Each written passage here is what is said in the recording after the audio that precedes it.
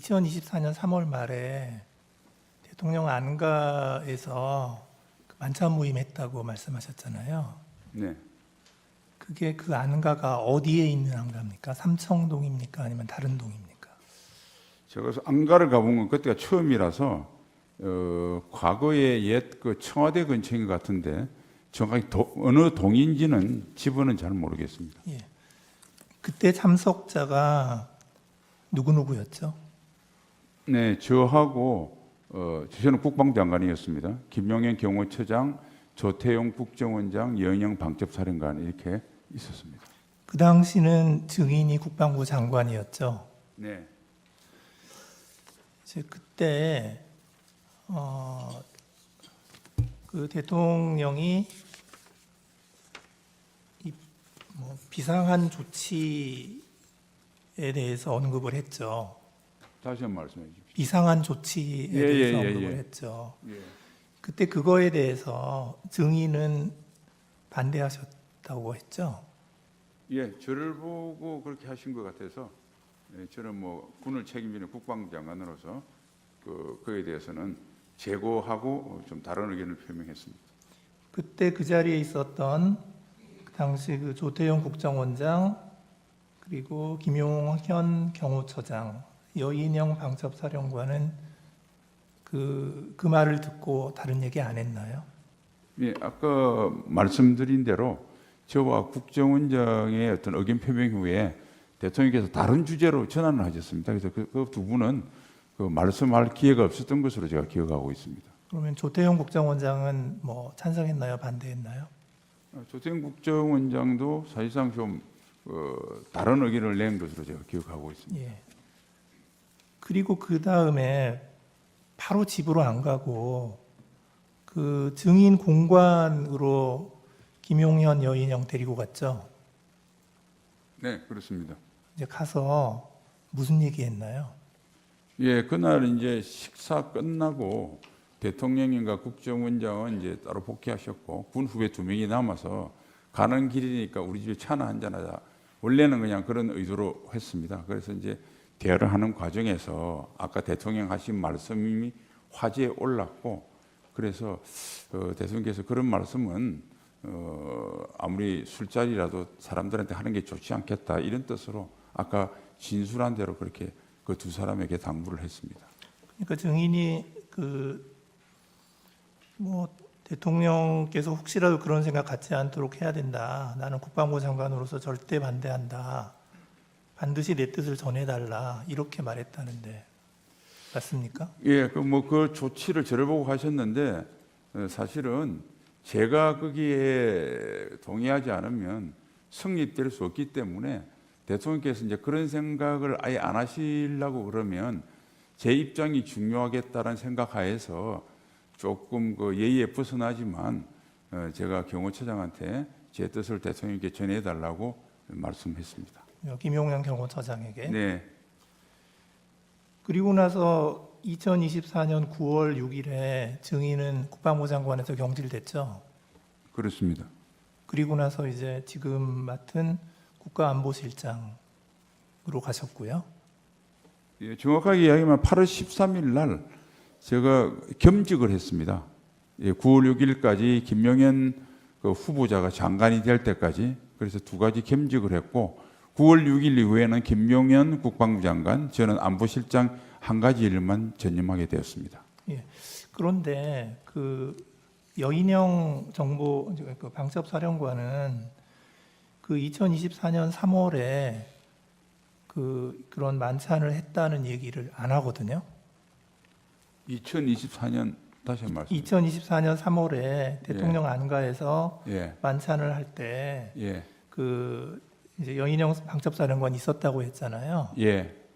그런데 여인영 방첩사령관은 어떻게 얘기를 하냐면 자기는 하여튼 그런 자리에 간 적이 없다. 이렇게 얘기하는데 시기가 분명합니까? 그래서 저는 검찰이나 경찰 조사받을 때 그 이야기를 들었고 그 관련 근거가 여인영 전 방첩사령관이 그렇게 진술했다고 이야기를 해서 저도 뭐 그런 비슷한 기억이 나서 시기는 하여튼 3월 말 4월 초인데 정확하게 어떤 특정 날짜를 지정하기는 좀 쉽지 않았습니다. 단지 이제 검찰에서 제가 4월 초보다 3월 말이라고 한 이유는 그때 대통령께서 그 의료 개혁에 관련된 말씀을 좀 하셨거든요. 그리고 난 뒤에 4월 1일인가 그 의료 개혁의 담화를 발표하셔서 그 전에 한 것 같아서 제 기억으로는 3월 말로 기억하고 있습니다. 그 여인영 방첩사령관은 이렇게 얘기를 해요. 2024년 5월이나 6월경에 대통령과 국방부 장관 그러니까 그 김용현을 삼청동 안가에서 만나 저녁 식사를 했는데 그때 대통령이 계엄에 대해서 수위 높은 발언을 해서 여인영 사령관이 무릎을 꿇고 계엄 생각을 하지 마셔라라고 말씀했다고 이제 그 말을 했다고 그렇게 얘기를 하는데 여인영 같이 계실 때는 여인영 사령관이 뭐 그런 얘기 안 했다는 거죠. 아니 그 5월 달에는 제가 하지 않았었고요. 제가 국방부 장관을 하고 있는 동안 그런 모임 그리고 대통령과 별도로 만찬은 그때 3월 말인가 하는 그때 딱 한 분 있었기 때문에 저는 5월에 대통령과 만찬을 한 적이 없습니다. 한 번밖에 없었다는 거죠. 예, 3월 말 그때 예, 조태영 알겠습니다. 원장하고 같이 했을 때. 예, 그 부분은 좀 정리가 된 것 같고요. 자, 이제 그 12월 3일 상황을 좀 12월 3일 저녁부터 12월 4일까지 상황을 좀 여쭤볼게요. 네. 양원석 보좌관이 무슨 보좌관입니까? 양원석 보좌관인데 예. 예, 사고처 양 무슨? 원석. 그렇죠. 원석. 예, 예, 예. 그 무슨 보좌관이에요? 정식 공무원 그냥 보좌관으로 어디에 소속이 어디예요? 소속 저희 그 국가안보실장 직속 보좌관입니다. 제 사급 세기관입니다. 네. 예, 그 실장의 보좌관이군요. 네. 그다음에 그 당시에 국방부의 법령관리관이라고 있었습니까? 그 법무관리관을 아마 이야기하는 모양인데 그때 초기에 법무관리관이 그 뭐 법령직을 갖고 오고 했을 때는 제가 그 자리에 없었고 나중에 인성한 차장으로부터 그런 일이 있었다고 보고받았습니다. 그러니까 그 법령집을 들고 오는 게 법무관리관이 들고 왔다는 거군요.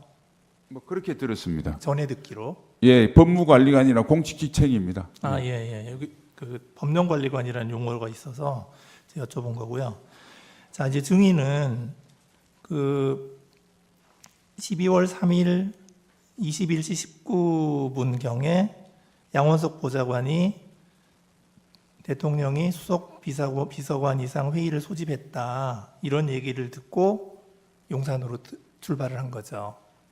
예, 그런데 뭐 출발은 실추한 차량 기다리고 하느라고 하는 20분 이후에 22시, 네네네. 21시 한 40분경에 출발했습니다. 예, 예. 그래서 22시 1분에 용산에 도착했고 그 대통령실에 22시. 예, 22시 1분에 이제 용산에 도착을 했고 국무회의도 참석을 안 했고요. 국무회의는 뭐 열리는지도 몰라서 그냥 저는 다른 네. 방에 있었습니다. 예. 그다음에 국회에서 그 계엄 해제 의결이 01시 03분 1시 3분이 됐거든요. 이제 그런데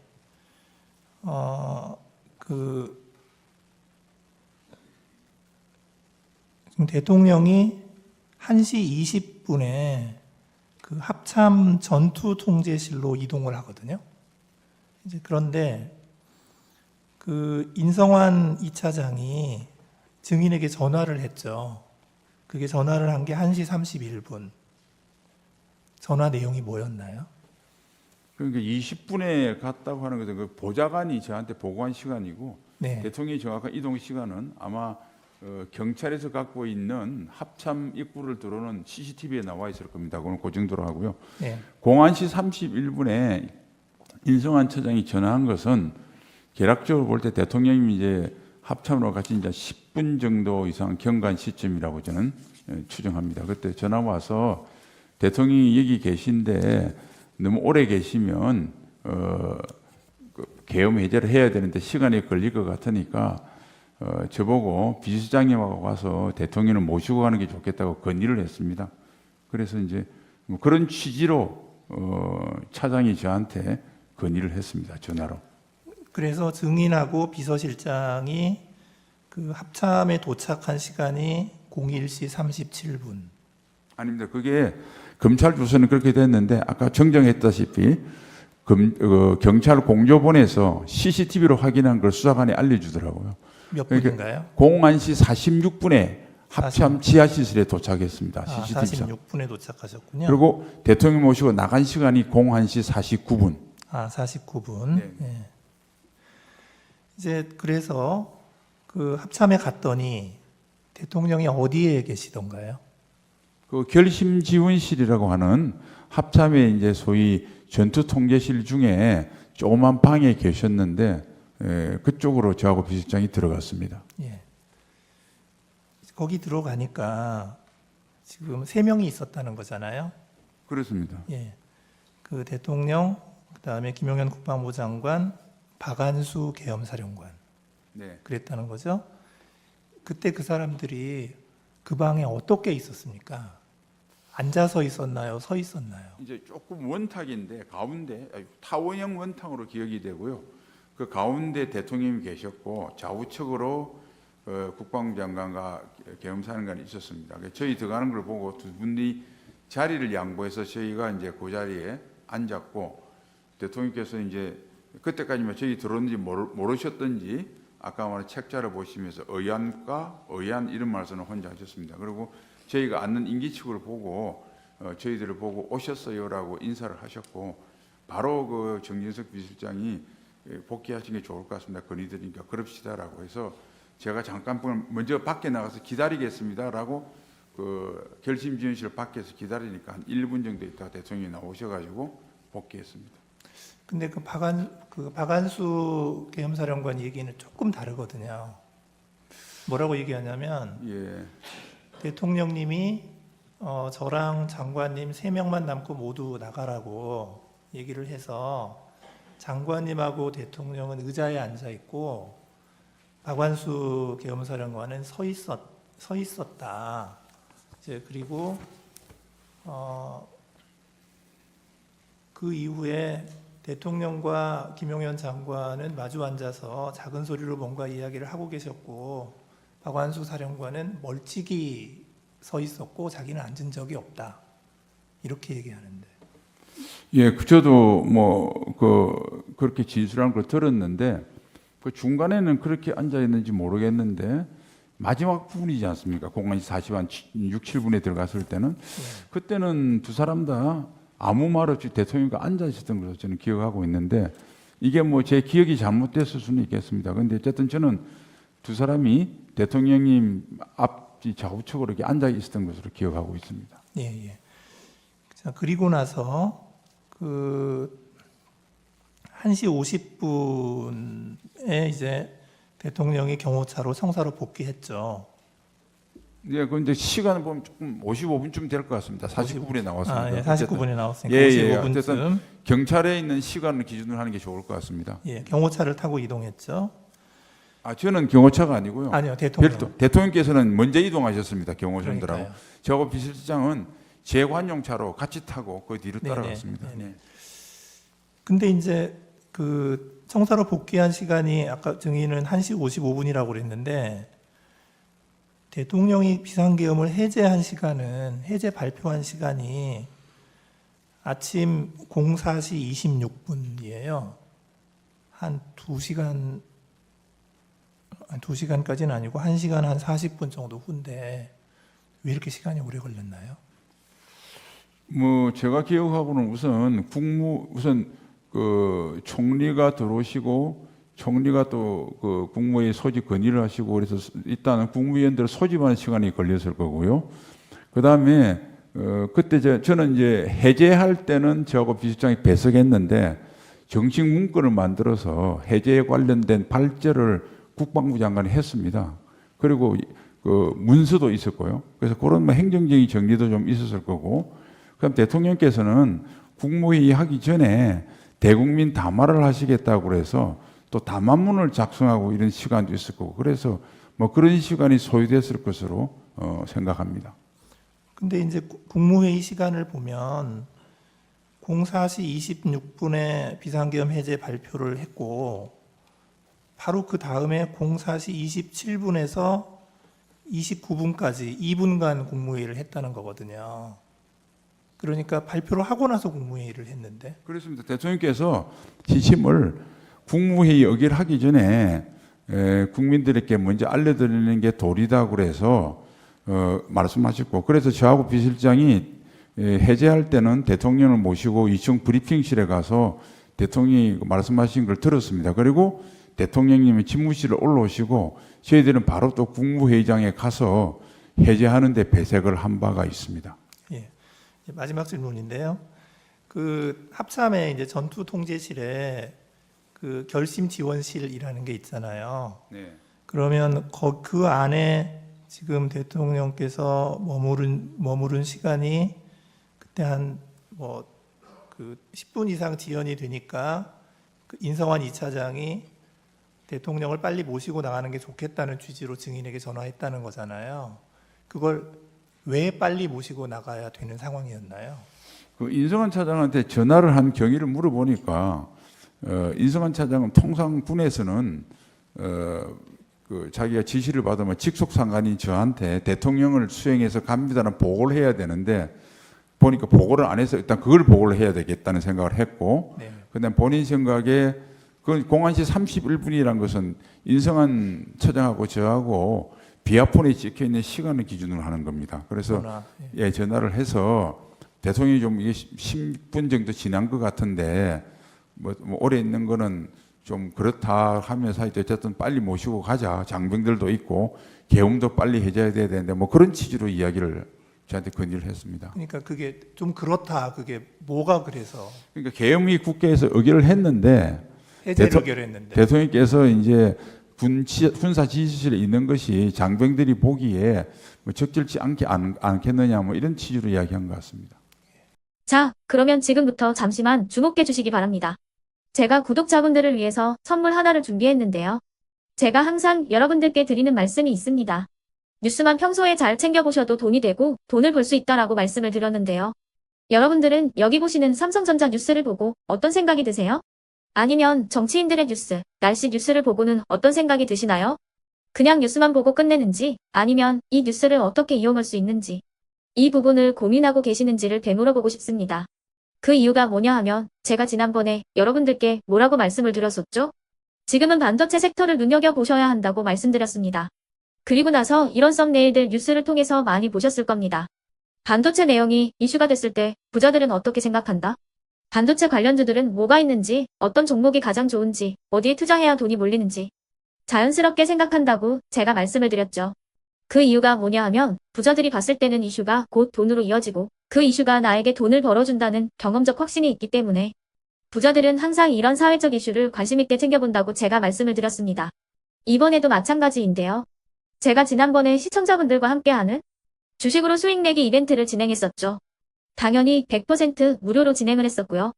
여기 보시면 아시겠지만 제가 지난번에도 구독이라고 보내주신 모든 시청자분들께 반도체 관련주 중에 가장 크게 급등할 딱 한 종목, 많은 종목도 아니라 한미반도체 한 종목을 여러분들께 추천드렸어요.